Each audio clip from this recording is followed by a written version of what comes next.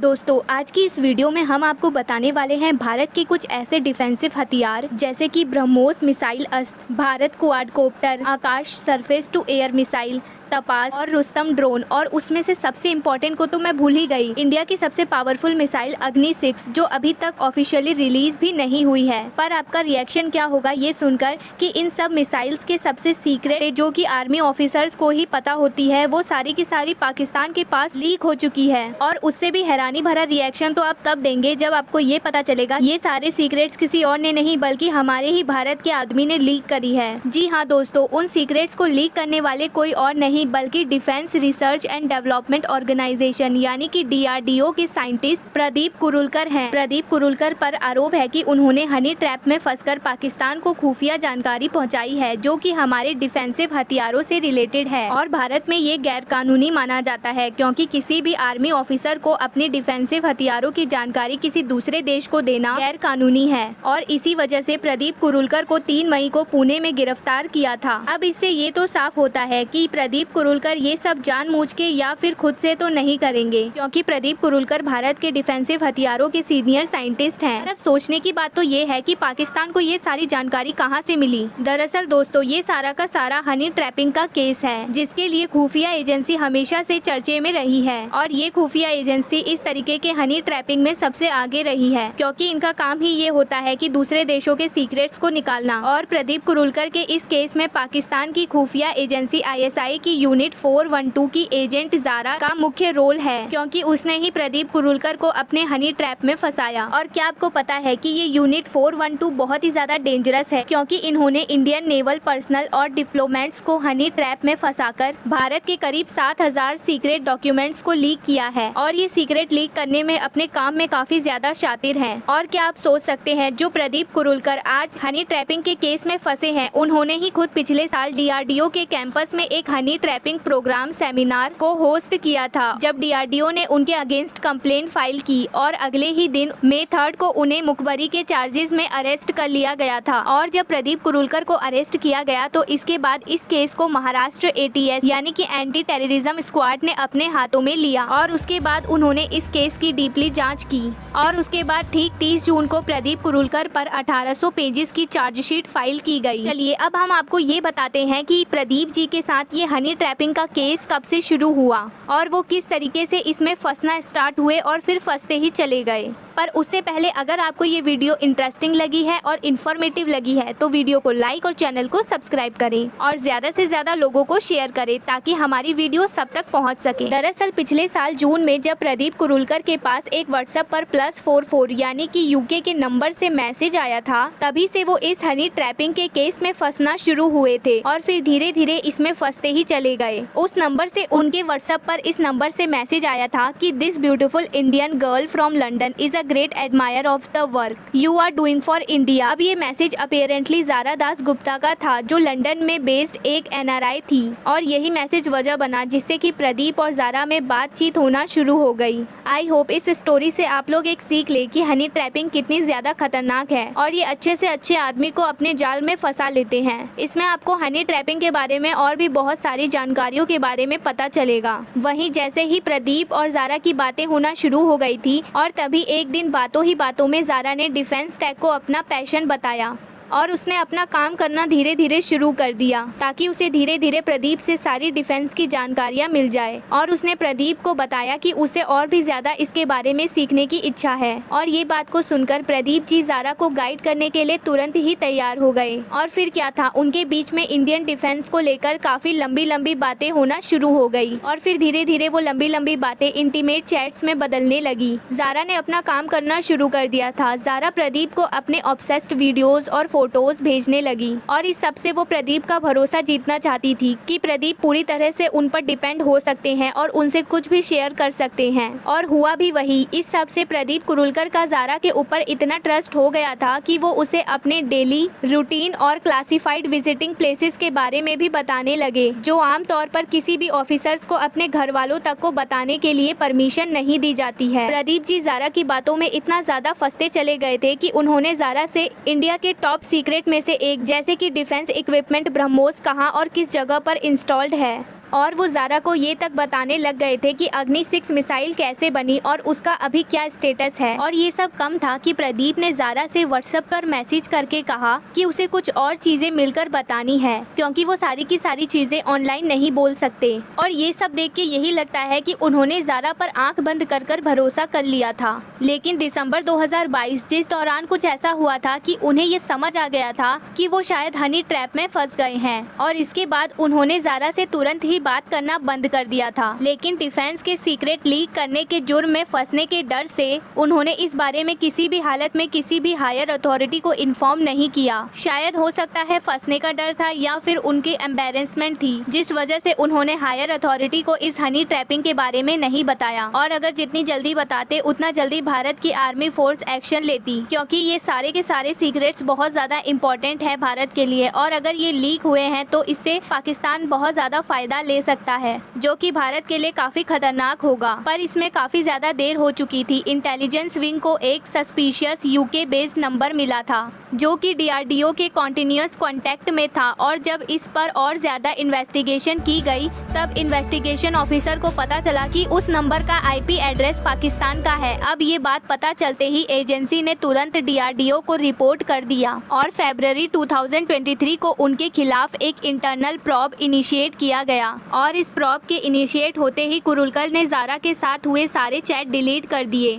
और उसने ज़ारा का नंबर ही ब्लॉक कर दिया ताकि वो फंस ना जाए। और इसके तुरंत बाद इन्वेस्टिगेशन के लिए प्रदीप का फोन जब्त किया गया। और फोन जब्त करने के बाद जब फोन की चेकिंग हुई तो पता चला और उनके फोन में व्हाट्सएप मैसेज था ज़ारा के नाम से, जिसमें लिखा था व्हाई डिड यू ब्लॉक मी। और फिर ये केस फर्दर इन्वेस्टिगेशन के लिए महाराष्ट्र के एंटी टेररिज्म स्क्वाड विंग के हाथों में गया। और इसके आगे क्या हुआ था ये तो हम सभी जानते हैं कि क्या सच बाहर निकल कर आया। और प्रदीप कुरुलकर पर 1800 पेजेस की चार्जशीट दर्ज की गई। इस चार्जशीट में एटीएस ने प्रदीप पर पाकिस्तानी इंटेलिजेंस ऑपरेटिव यानी कि पीआईओ ज़ारा को सारे आर्म्स के बारे में इंफॉर्मेशन लीक करने, प्राइवेट कंपनी के सीईओ की पर्सनल इंफॉर्मेशन लीक करने, जो कि इंडिया की गवर्नमेंट के साथ मिलकर डिफेंस टेक्नोलॉजी डेवलप करते हैं, और ब्रह्मोस मिसाइल कहां कहां पर डिप्लॉयड है, ये सारी की सारी बातें लीक करने के चार्जेस लगाए। और इसके अलावा एटीएस के सामने चैट्स में एक और हैरान कर देने वाली बात सामने आई, जिसमें ये लिखा था कि प्रदीप ने ज़ारा को ये प्रॉमिस किया था कि वो डीआरडीओ के किसी ऑफिशियल विजिट के लिए रशिया जाने वाले हैं और तभी वो उनसे मिलने के लिए लंदन में आएंगे। और इसलिए एटीएस को ये भी डाउट है कि प्रदीप ज़ारा से मिलकर वो सभी सीक्रेट्स ऑलरेडी शेयर कर चुके हैं, जो कि उन्होंने उनसे कहा था कि वो चैट्स पर नहीं बता सकते। लेकिन अब वैसे देखा जाए तो जिस रशियन ट्रिप के बारे में प्रदीप ने ज़ारा को बताया था वो तो अनफॉर्चुनेटली कैंसिल हो गई थी। बट एंटी टेररिज्म स्क्वाड को ये लगता है कि कुरुलकर ने जब एक बार मुंबई का डीआरडीओ का गेस्ट हाउस पुणे में एक दिन के लिए बुक किया था और जिसके सीसीटीवी रिकॉर्ड्स के मुताबिक उस दिन कुरुलकर से टोटल 6 अलग अलग फीमेल्स अकेले मिलने आई थी और उसमें ज़ारा के होने के और तभी इंफॉर्मेशन के लीक होने के भी काफी ज्यादा चांसेस हैं, क्योंकि इन 6 में से इन 2 महिलाओं ने तो ये बता दिया है कि प्रदीप ने उन्हें सेक्सुअली अब्यूज्ड किया है, पर अभी भी बाकी 4 का कुछ पता नहीं चल पाया है। और इन 4 लड़कियों में से एक ज़ारा थी या नहीं ये भी पूरी तरीके से पता नहीं हो पाया है, क्योंकि मीडिया में इस गेस्ट हाउस बुकिंग को लेकर कोई डेट रिलीज नहीं हुई। इसलिए ऐसा बिल्कुल हो सकता है कि ये इंसिडेंट ज़ारा के हनी ट्रैपिंग से पहले का हो, लेकिन उसमें भी एक प्रॉब्लम हो सकती है, क्योंकि फिर तो हाई चांसेस हैं कि इसी को देखकर आईएसआई ने प्रदीप कुरुलकर को अपने हनी ट्रैपिंग में फंसाने का प्लान बनाया होगा, क्योंकि कई एक्सपर्ट्स का ये मानना है कि पाकिस्तान की आईएसआई एक्चुअली इंडिया के हर एक ऑफिशियल को काफी ध्यान से स्टडी करके आगे एस्पियोनाज ऑपरेशन को कैरी आउट करती है। और अब इसको इतने बढ़िया तरीके से एग्जीक्यूट कैसे किया जाता है ये हम आपको कुछ देर में बताएंगे। और तो और एटीएस ने चार्जशीट में ये भी मेंशन किया है कि प्रदीप से डाटा लीक इनवॉलेंट्री भी हो रहा था, क्योंकि ज़ारा इतनी चालाक थी कि उसने प्रदीप को उसके फोन में 2 ऐप डाउनलोड करने के लिए बोले थे, जो असल में मालवेयर ऐप्स थे। अब आप सोचेंगे कि ये मालवेयर ऐप क्या है। दरअसल ये मालवेयर ऐप ऐसी ऐप है जिसकी मदद से प्रदीप के फोन में इंस्टॉल्ड हर एक सीक्रेट इन्फॉर्मेशन पाकिस्तान में जा रही, और इसी मालवेयर की मदद से आईएसआई को एक इम्पोर्टेंट पावर पॉइंट प्रेजेंटेशन मिला, जिसमें आकाश मिसाइल लॉन्चर और एक अननेम्ड अराइवल व्हीकल यानी कि जिसका नाम अभी तक नहीं रखा गया था, उसकी इन्फॉर्मेशन भी पाकिस्तान को मिली। इससे ये बात तो साफ है कि पाकिस्तान ऐसी साइबर एक्टिविटी और हनी ट्रैप लगाने में काफी माहिर हो चुका है। और आप ये बात सुनकर यकीन ही नहीं करेंगे कि ऐसी हनी ट्रैपिंग को कैरी आउट करने के लिए उसने लिटरली एक एस्पियोनेज यूनिट यूनिवर्सिटी खोल दी है। दरअसल इंडिया टीवी के मुताबिक इनके प्लान को प्रॉपरली एग्जीक्यूट करने के लिए आईएसआई ने रावलपिंडी में स्थित अपने आर्मी हेडक्वार्टर्स में एक यूनिवर्सिटी बना रखी है, जहां पर वो लड़कियों को हनी ट्रैपिंग करने की ट्रेनिंग देते हैं। इस पूरी ट्रेनिंग के लिए पाकिस्तान गवर्नमेंट आईएसआई को पर एनम 3,500 करोड़ रुपए का बजट एरोगेट करती है। और डिकेन हेरोल्ड के 2010 के आर्टिकल के मुताबिक इंडियन ऑफिशियल को हनी ट्रैप करने के लिए आईएसआई 900 से ज्यादा वुमेन को ट्रेन करते हैं, जो कि मेजॉरिटी में कॉलेज गोइंग गर्ल्स या फिर सेक्स वर्कर्स होती हैं। और इसमें थोड़ी और जानकारी प्राप्त करने के बाद हमें ये भी पता चला कि आईएसआई ने अपने कमांड में यूनिट 412 लॉन्च किया हुआ है, जो कराची, लाहौर और इस्लामाबाद में बेस्ड हनी ट्रैप के मॉड्यूल चलाते हैं, जिन्हें बाकी पाकिस्तानी कैप्टन्स और ब्रिगेडियर्स कमांड करते हैं। और दरअसल इस ट्रेनिंग में होता ये है कि सबसे पहले वो लड़कियों को अपना नाम बाकी कॉमन हिंदू नेम जैसे रखने के लिए बोलते हैं, जैसे कि खुशी, खुशबू, करिश्मा, शिखा एक्सेट्रा। इसके बाद वीडियो कॉल के दौरान इंडियन ऑफिशियल्स को कोई शक ना हो, इसलिए वो उन लड़कियों को हिंदू स्टाइल के पूरी तरीके से कपड़े किस तरीके से पहनने हैं और इंडियन स्टाइल का मेकअप कैसे करते हैं उसमें ट्रेन करते हैं। साथ ही उन लड़कियों के आसपास हिंदू देवी और देवताओं की मूर्तियां रखे होते हैं, ताकि वो पूरी तरीके से हिंदू ही लगे और ऑफिशियल्स को उनके ऊपर बिल्कुल भी शक ना हो।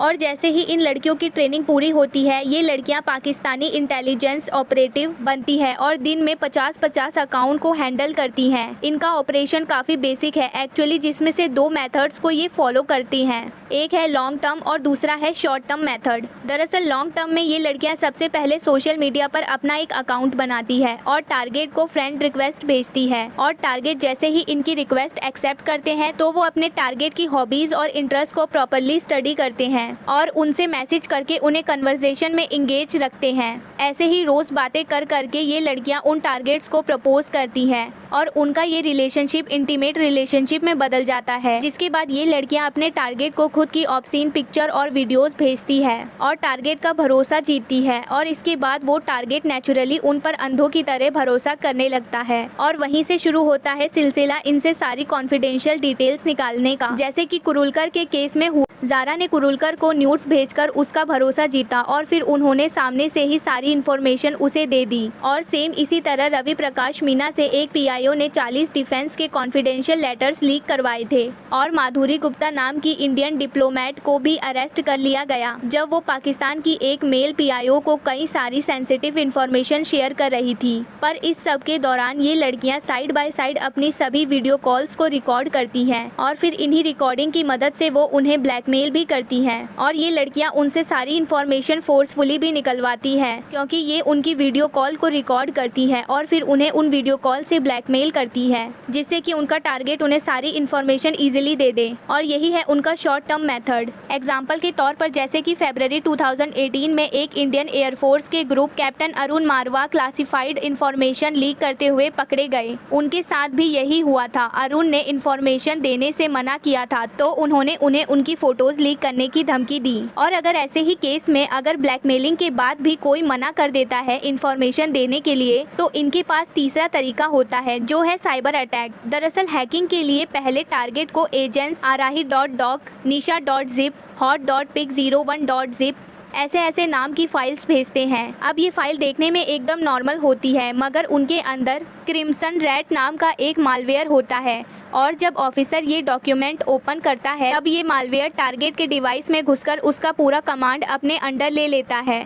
इससे ना चाहते हुए भी वो टारगेट अपने डिवाइस का कॉन्फिडेंशियल डाटा पीआईओ के पास पहुंचाते रहता है। दोस्तों, ये हनी ट्रैफिकिंग कोई आज के ज़माने की स्ट्रेटेजी नहीं है, ये काफ़ी कॉमन एस्पियोनाज का तरीका है और हिस्टोरिकली होते आया है। और एक्सपर्ट्स के मुताबिक ये हनी ट्रैफिकिंग के ज़्यादातर केसेस कोल्ड वॉर के टाइम पर काफ़ी मात्रा में सामने आए हैं, जब सोवियत यूनियन ने बड़े पैमाने पर अपने एजेंट्स को यूरोप और अमेरिकन सब कॉन्टिनेंट में तैनात किया था। ये काफ़ी डेडली स्ट्रेटजी रही है। और तो और ये हमेशा से डीआरडीओ वाला केस भी इंडिया का इकलौता ऐसा केस नहीं है। पिछले कुछ सालों में ऐसे हनी ट्रैफिकिंग के इंडिया में 250 से भी ज़्यादा केसेस सामने आए हैं, जिसमें एक सोल्जर से लेकर डीआरडीओ के हेड तक सभी को ट्रैप किया गया है। और इसीलिए आज की तारीख में ऐसे केसेस इंडिया के लिए एक मेजर सिक्योरिटी थ्रेट बन गए हैं, जिससे कि इंडिया की सिक्योरिटी को काफी ज्यादा खतरा है और इसके लिए इंडिया को काफी सतर्क रहना होगा और इन सारे केसेस को डीपली स्टडी करके इन सब का सॉल्यूशन निकालना होगा। और साथ ही पाकिस्तान करीब 3,500 करोड़ एनिमी स्पियोनाज में स्पेंड करता है, जबकि उसकी इकोनॉमिक क्राइसिस में फंसी हुई है, जो कि बहुत ही ज्यादा निंदनीय है।